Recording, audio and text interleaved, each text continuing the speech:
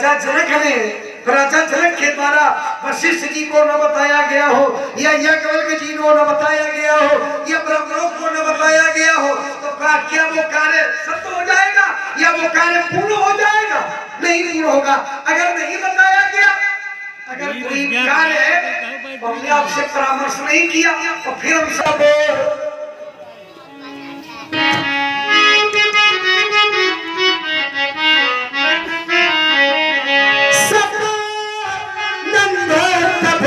जनक बुलाए और मुनि पहा तुरंत। इसलिए बताए कि उनको लेकर के आइए और इस धनुष यज्ञ को पूर्ण विश्वामित्र जी की कौशिक मुनि किया भेजा और यज्ञ को पूर्ण कराया किसने? अपने का विश्वामित्र जी ने कहा कि जो कर दिया ठीक है, ऐसे कहा था क्या? विश्वामित्र जी ने स्वीकार किया था और विश्वामित्र जी राजा जनक को स्वीकार करते हैं। कहते क्या है? वचन तुम्हारा न होए अलिका, तुम्हारा वचन कभी असत्य नहीं होगा। क्यों? क्योंकि तुम्हारा कार्य भी कभी गलत, जब कभी गलत करोगे नहीं तो वाक्य भी असत्य नहीं होगा। और राजा जनक ने वशिष्ठ जी को भेजा विश्वामित्र जी को लेने के लिए। क्यों? क्योंकि इस यज्ञ को पूर्ण कराने का कार्य विश्वामित्र जी का है और विश्वामित्र जी ने ही इस धनुष यज्ञ को पूर्ण कराया। विश्वामित्र समय शुभ जानी, बोले अति स्नेह में पानी और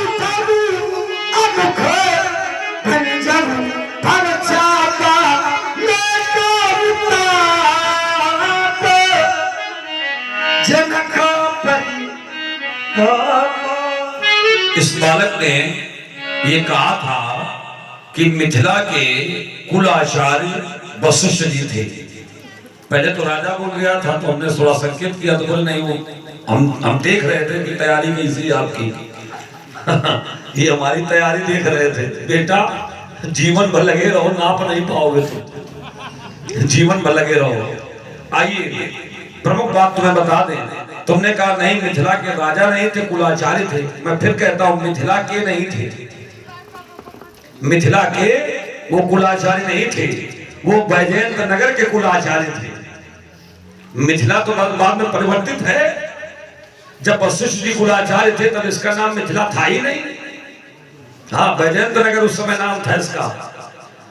और जब साप दे दिया है निमि को और निमि के शरीर को फिर मथा गया है, अब मथने से जो पुत्र पैदा हुआ है तो निमि से जो पैदा हुआ उसका नाम रखा गया मिथि। और मिथि को जब वैजयंत नगर का शासक बनाया गया तब वैजयंत नगर नाम बदल करके इस नगर का नाम मिथिला नगर रखा गया है। तो वशिष्ठ जब आचार्य थे तो ये मिथिला नगर था ही नहीं, वो तो वैजयंत नगर था। तुम कहां तक हमें प्रमाणिकता दोगे कि हमारी तैयारी कैसी है? इसमें भी प्रमाण पत्र देंगे। तुम्हारे प्रमाण पत्र से प्रमाणित थोड़े ही, हमें तो महादेव जी ने पहले ही प्रमाणित कर दिया है। हमारे गुरु जी ने हमें प्रमाणिकता दे दी है, अब हमें किसी के प्रमाणिकता की कोई आवश्यकता नहीं है। और महादेव जी ने तो व्यास जी कह दिया है अस्त्रे शस्त्रे च शास्त्रे च न मतोभ्य अधिको भवेत लोकेषु माम रणे जेता न भवेत प्रसादता तथा उद्वहा ततो शंभो। ऐसा महादेव जी ने मेरे प्रति कहा है कि युद्ध में कोई तुम्हारी परशुराम बराबरी नहीं कर पाएगा।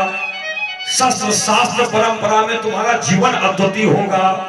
यह महादेव जी ने हमें आशीर्वाद दिया है। तो जब महादेव जी ने मेरे जीवन को प्रमाणित कर दिया है तो अब हमें किसी के प्रमाणिकता की कोई आवश्यकता नहीं है। हमारे गुरु जी ने हमें प्रमाणित कर दिया है। तो राजकुमार, तुमने कहा उस राजा ने बिना गुरु जी के पूछे कार्य कर दिया तो उसका सफल नहीं हुआ। देखो वहां पर एक व्यक्ति को दोष ना दो, वहां गुरु चेला दोनों को परिणाम भोगना पड़ा है। इस कथा को मैं थोड़े शब्दों में प्रकट किए देता हूं। महाराजा निमि उन्होंने एक यज्ञ करने का विधान बनाया और यज्ञ में वशिष्ठ जी से उन्होंने कहा मेरे यज्ञ को आप संपन्न कराइए। वशिष्ठ जी ने कहा अभी हम देवराज इंद्र का यज्ञ संपन्न करा रहे हैं, 5000 वर्ष के बाद में तुम्हारा यज्ञ कराएंगे। माने हमारी तिथि खाली नहीं है।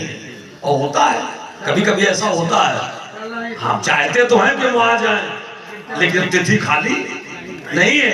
तो वशिष्ठ जी ने भी कहा कि हमारे पास समय नहीं है, 5000 वर्ष बाद हमें समय मिलेगा। तो निमि महाराज ने विचार किया कि पता नहीं 5000 वर्ष बाद हम जीवित रहे कि मर जाएं, हमारे यज्ञ का जो संकल्प है इसका क्या होगा।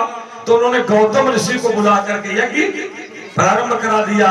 और उधर यज्ञ चल रहा था और उधर वशिष्ठ जी एक दिन आ गए और देखा कि यज्ञाचार्य की जगह पर, हमारी जगह पर गौतम ऋषि बैठे हैं। क्रोध आ गया, पूछा ऐसा तुमने क्यों किया।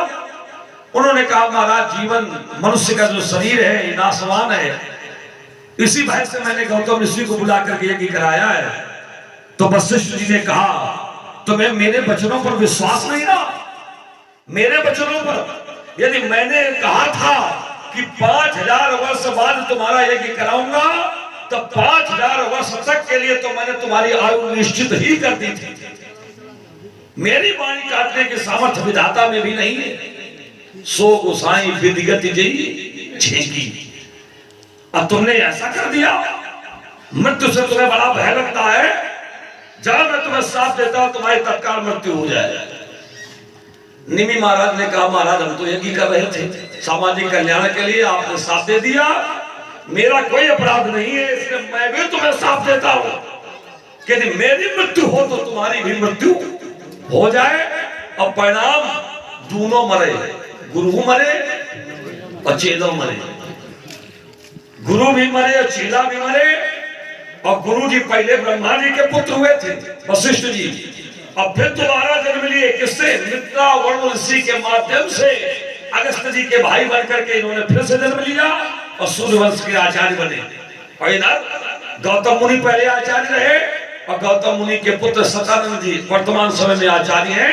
इधर की आचार्य परंपरा अलग और उधर की आचार्य परंपरा अलग। अब निमि वशिष्ठ को तो दोबारा जीवन मिल गया, अब निमि का क्या हो। तो जब यज्ञ की पूर्णाहुति हुई तो देवताओं ने निमि से कहा तुम हम जीवित कर दें। निमि ने कहा ना, अब मैं जीवित नहीं होना चाहता हूं। हाँ, यदि आप लोग वरदान देना चाहते हैं तो हर एक व्यक्ति के नेत्रों पर हमारा निवास हो जाए, तभी से। हाँ, बहुत सुंदर आपने, तभी से व्यक्ति के नेत्र की पलकें उठने गिरने लगी, क्योंकि सभी के नेत्र की पलकों पर निमि महाराज का निवास हो गया। जिम सकोच निमि तजे दिग अंचल, मानस में है निमि तजे दिग अंचल। तो चेला का भी जीवन असुरक्षित हो गया और गुरु जी भी दोबारा मित्रावणों के माध्यम से जन्म लेकर फिर से सूर्यवंश के आचार्य बन गए। इसलिए बेटा, हमें तुम प्रमाणिकता न दे पाओगे, तुम चाहे जितना बल लगाओ। हाँ, वो देखिए प्रमाणिकता फिर दे रहा हूं। एक सूत्र आया, चंद्रा चंद्रा सोभूत वैदे हस्त विदेजा मिथलो मंथनात जातो मिथलाये निर्मिता। मिथलो मंथनात जातो, मंथन के माध्यम से मिथिला, मंथन के माध्यम से जनक, मंथन के माध्यम से जानकी, मंथन के माध्यम से मई मंथन हल कर सकता। तब मंथन से मिथिला, मंथन से जनक, मंथन से जानकी, और जानकी का वर ऐसे आ जाएगा क्या। उसमें भी मंथन की आवश्यकता होगी। और मंथन हुआ, और जब मंथन हुआ तो निकलता है नवनीत, मक्खन निकलता है ना। तो जनक ने दही मथा है और मक्खन निकाला है, और उस मक्खन को हम आग पर चढ़ा रहे हैं। अच्छा, उस मक्खन को हम आग में चढ़ा रहे हैं और उस मक्खन का मूल्य परशुराम रूपी आग का आश्रय पाने से घटेगा नहीं, बढ़ जाएगा। बस इतना अंतर है। उन्होंने मंथन करके मक्खन निकाला है। हाँ, देखिए उस मक्खन को आग पर चढ़ा दिया है। हाँ,